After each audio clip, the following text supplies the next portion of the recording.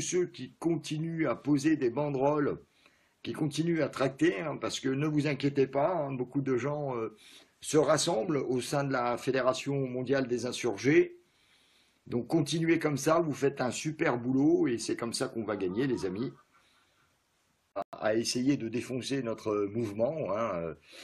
Donc j'ai appris que la personne qui avait fait notre Discord, notre premier Discord, donc cette personne s'appelle Zov, en fait, Zov.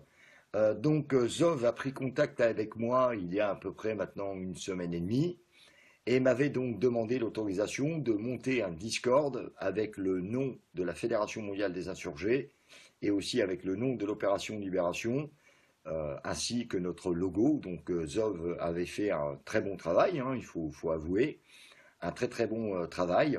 Et puis, je vous avais donc annoncé que notre Discord avait été fermé, et c'est la vérité.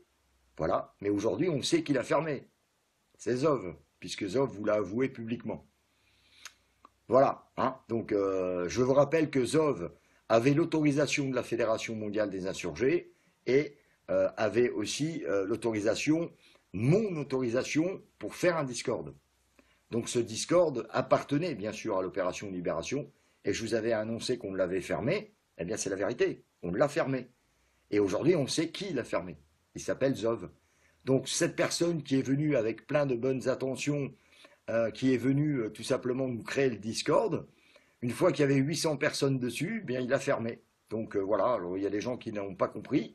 Alors ce n'est pas un mensonge, je ne vous ai pas menti, puisque le forum a bien été fermé. Et il a été forcément fermé par la Fédération mondiale des insurgés, puisque c'était le Discord de la Fédération mondiale des insurgés. Et c'est bien une personne de l'opération Libération qui l'a fermé. Le même qui l'a créé, donc Zov.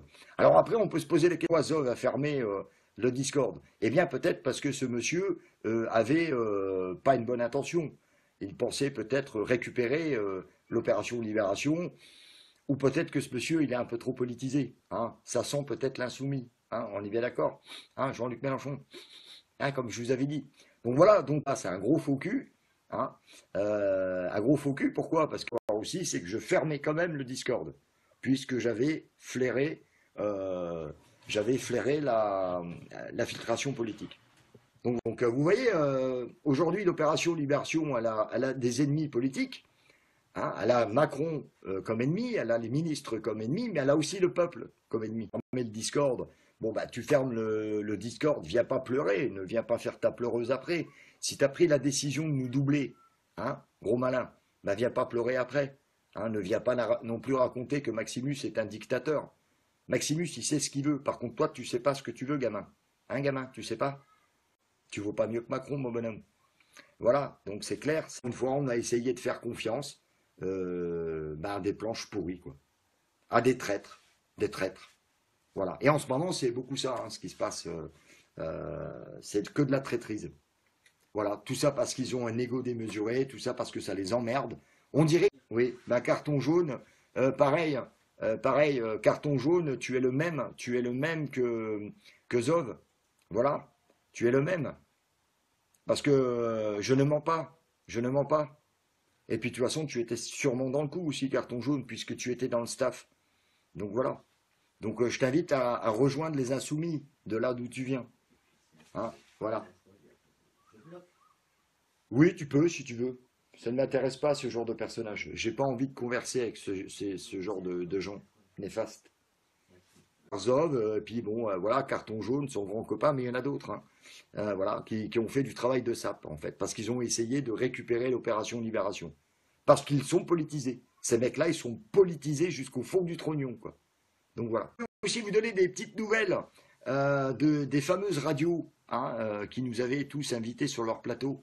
Ben, aujourd'hui, les radios ne souhaitent plus nous inviter parce qu'ils ont peur.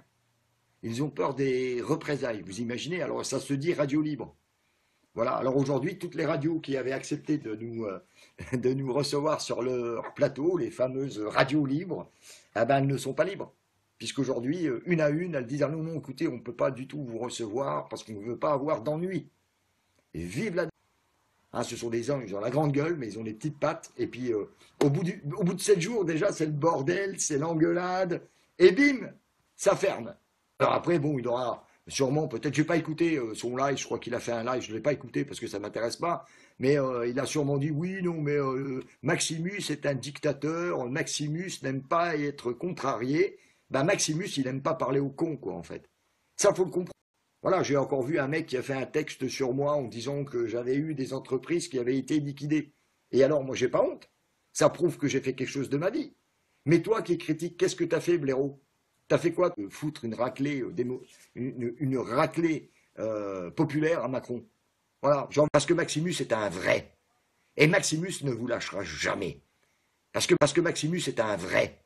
Et Maximus ne vous lâchera jamais. Parce que Maximus ira jusqu'au bout. Parce qu'il lâche pas, Maximus. Parce que Maximus, il est fiable. Parce que Maximus, il est sincère. Et parce que Maximus est altruiste. Les amis. Alors, vous savez,